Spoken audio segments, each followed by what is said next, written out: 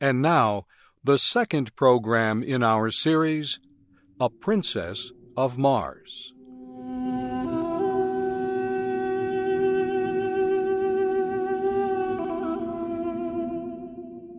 The creature with the spear was huge. There were many other similar creatures. They had ridden behind me on the backs of large animals. Each of them carried a collection of strange-looking weapons. The one with the large spear got down from the back of his animal and began walking toward me. He was almost 5 meters tall and a dark green color. Huge teeth stuck out of his face, and his expression showed much hate and violence. I immediately knew I was facing a terrible warrior. He began moving quickly toward me with the spear. I was completely unarmed. I could not fight. My only chance was to escape. I used all my strength to jump away from him. I was able to jump almost 30 meters. The Green Martian stopped and watched my effort. I would learn later that the look on his face showed complete surprise. The creatures gathered and talked among themselves. While they talked, I thought about running away. However, I noticed several of them carried devices that looked very much like rifles. I could not run. Soon all but one of the creatures moved away. The one who had threatened me stayed. He slowly took off a metal band from his arm and held it out to me. He spoke in a strange language. Niktu maktuta sakota.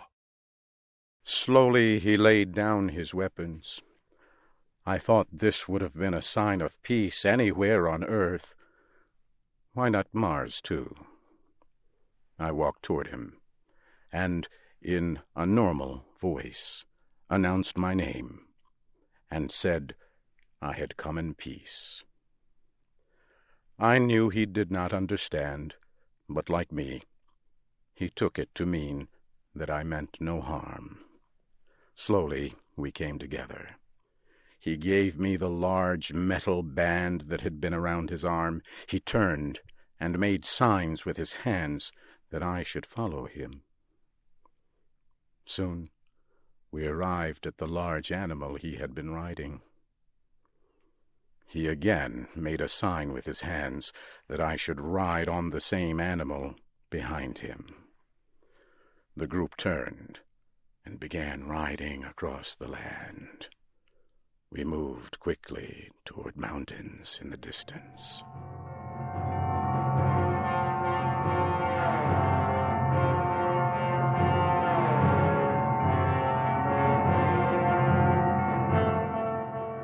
The large animals we rode moved quickly across the land.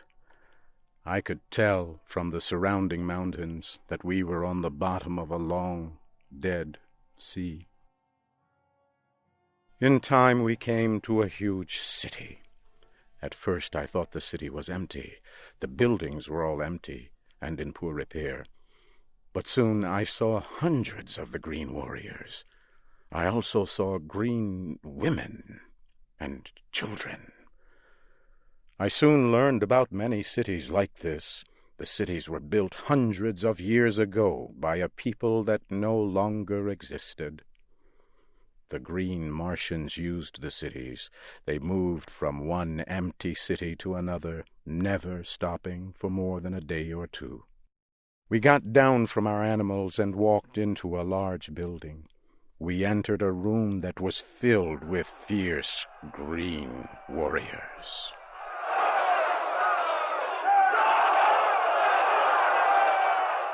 It was not difficult to tell that these were the leaders of the Green Martians. One of them took hold of my arm. He shook me and lifted me off the ground. He laughed when he did so. I was to learn that Green Martians only laugh at the pain or suffering of others. This huge warrior threw me to the ground and then took hold of my arm again to pick me up. I did the only thing I could do. I hit him with my closed fist as hard as I could.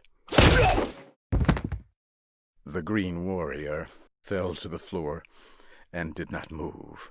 The others in the room grew silent. I had knocked down one of their warriors with only my hand. I moved away from him and prepared to defend myself as best I could, but they did not move. The green Martian that had captured me walked toward me.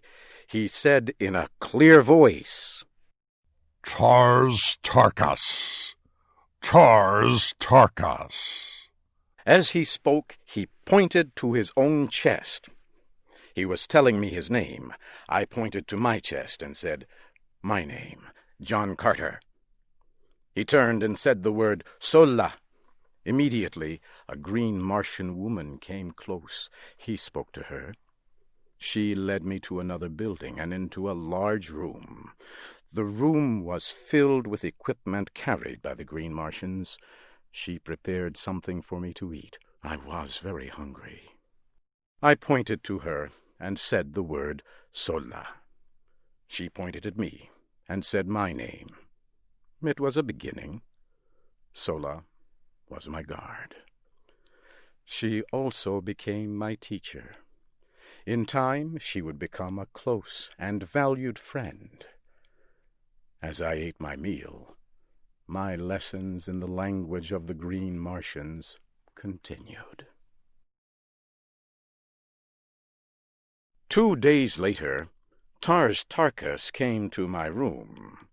He carried the weapons and the metal armbands the green warriors wear. He put them on the ground near my feet. Sola told him I now understood some of their language. He turned to me and spoke slowly. The warrior you hit is dead. His weapons and the metal of his rank are yours, John Carter. He was a leader of one small group among our people. Because you have killed him, you now are a leader. You are still a captive and not free to leave. However, you will be treated with the respect you have earned. You are now a warrior among our people. Tars Tarkas turned and spoke softly.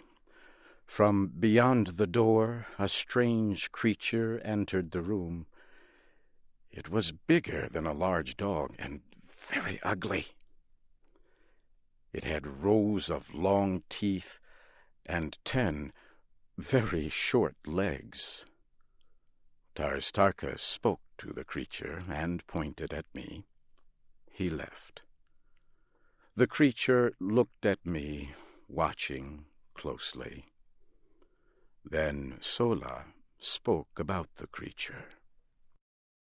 His name is Woola.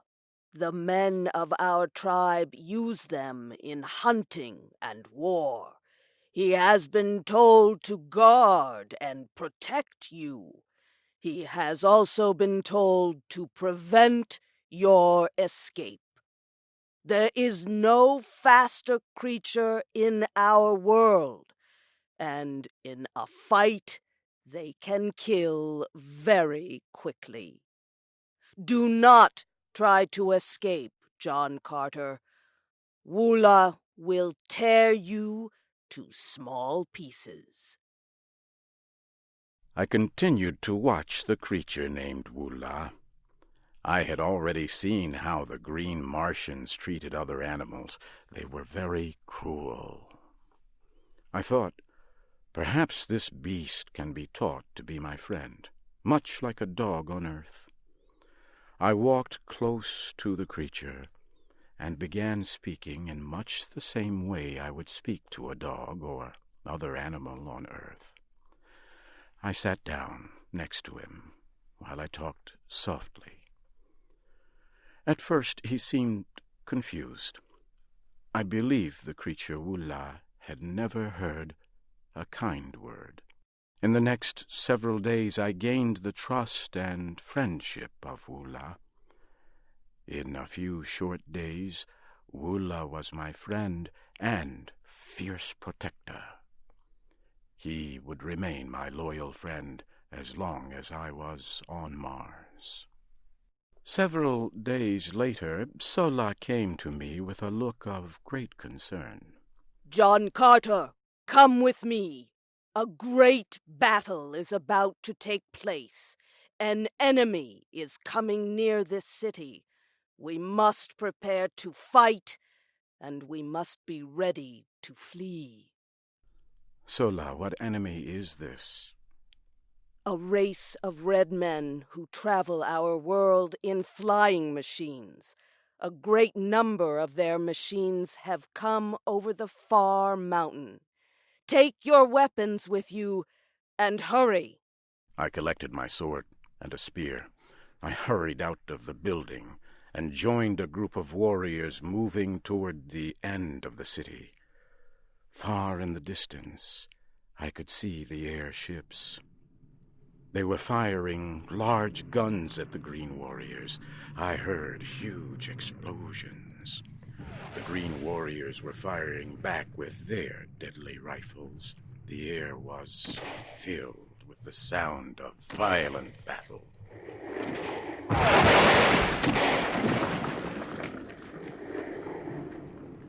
Suddenly, a huge airship exploded. It came down crashing near me. Red Martians were falling from the side of the huge ship, and then it exploded again.